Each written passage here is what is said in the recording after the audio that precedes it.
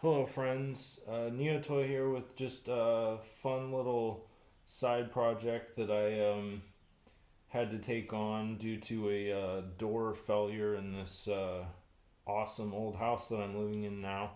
It's the house is from the 1800s, and some of the door parts, like check these out. These crystal doorknobs might be from the 1800s. It's possible, but I think it's more likely they're from like the 40s or the 50s. Anyway, these pieces are made from really low quality metals, and they probably were never really designed to last as long as they have. Recently, one of the doors stopped working, and it was actually really scary because it leads to the room that we call the cat room where we keep our cats. And one day I tried to open the door, and it just wouldn't open. It was stuck fast, and it was kind of terrifying because the cats were trapped in there. And so I ended up getting it open eventually, using my structural wiles. But when I took everything apart, because I like to find out why things fail. This little wishbone piece here, uh, the two little arms had broken off. You can see it's like really cheap pot metal. Like you can see that granulated casting characteristic failure point there. So yeah, all the stress of the mechanism is on these little projecting arms here. In fact, I glued this one back on so that I could take measurements for 3D printing, which is what the video is all about. That I basically 3D modeled the broken part in SketchUp and then sent the file off to Shapeways to have them print this utterly beautiful replacement part in stainless steel. This is I just am constantly blown away by the quality of their casting. Like whoever they hired to do the casting of their wax 3D prints for parts is some kind of like extreme master. Anyway, let me show you how this mechanism works. It's kind of intriguing, elegant to a degree, typical of 20th, 19th century kind of engineering. So the little wishbone goes in here, flush with this little peg that sticks up, and then this little trigger piece here slips in between that little cheese wedge and then this little stop right here, just like that. And then that's basically how that part works. And then this little actuator fits in here like this. And then the final piece, this little axle here, goes into there. And so how this is supposed to work is when you turn the doorknob, it pulls on the wishbone.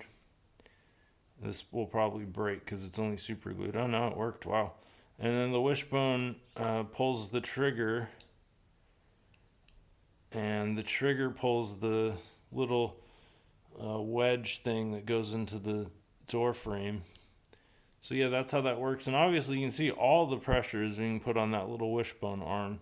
I can't believe that super glue is holding, to be honest.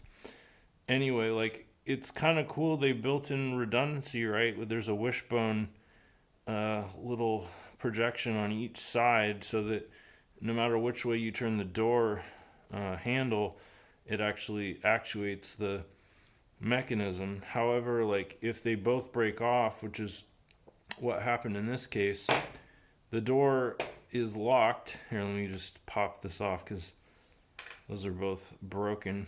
So like this, there's nothing for the doorknob to pull on, so it just rotates back and forth and doesn't actually do anything, which is obviously a huge problem and a major design failure because then the door stays in the locked position and there's absolutely no way whatsoever to get it open without completely, getting in between this thing and the door frame. So, yeah, anyhow, this video is particularly exciting for me because I have not tried the replacement part yet. I just got it in the mail today. And so this is going to be the first time that I try it out. And I measured this so carefully. It was like fractions of a millimeter, many of the tolerances. And as you can see, the topology is actually quite sophisticated. Like, I was surprised. I thought when I started modeling it, I was like, okay, this is going to be a 5-minute project. And instead, it took me like maybe an hour and a half to model it. Of course, I double check all my measurements and stuff to make absolutely sure that I didn't screw something up before I send it to be 3D printed. I think it cost me like $15 to 3D print this. And of course, it's also cast, but it's cast using 21st century techniques. And it's basically indestructible compared to the pot metal. This will last 300,000 years nominally. Okay, so let's see if all the tolerances fit. So far, so good. Everything's where it should be. Put the little trigger in there. Okay, and then for this composition here, I'm gonna actually put everything together exactly how it's supposed to be. There's this little case part here. Okay, I just need to wiggle this shaft a bit on the inside to get it to pop through that hole. There we go. And there's just one screw that puts this mechanism together. It's really quite elegant. And of course the case also holds everything together, which is nice. God, even these screws are that cheap pot metal. It's like practically disintegrating as I turn it. Yeah, so far so good. I mean, the real test is gonna be when I put it back in the door, but at least for now seems to be working just fine. So that's really exciting. Now, if any more of these doors fail on me, I should be able to print another one of these parts. So yeah, success. Cool. Yeah, that's all I wanted to do. I just thought it was kind of neat to have like this ancient, 19th or 18th century piece of engineering. It must have been 19th. It was probably from the 40s, I would imagine. But yeah, with a 21st century 3D printed metal part inside, restoring it to full working order. I just thought it was kind of fun and cool. So yeah, anyway, that's it. Thanks for watching.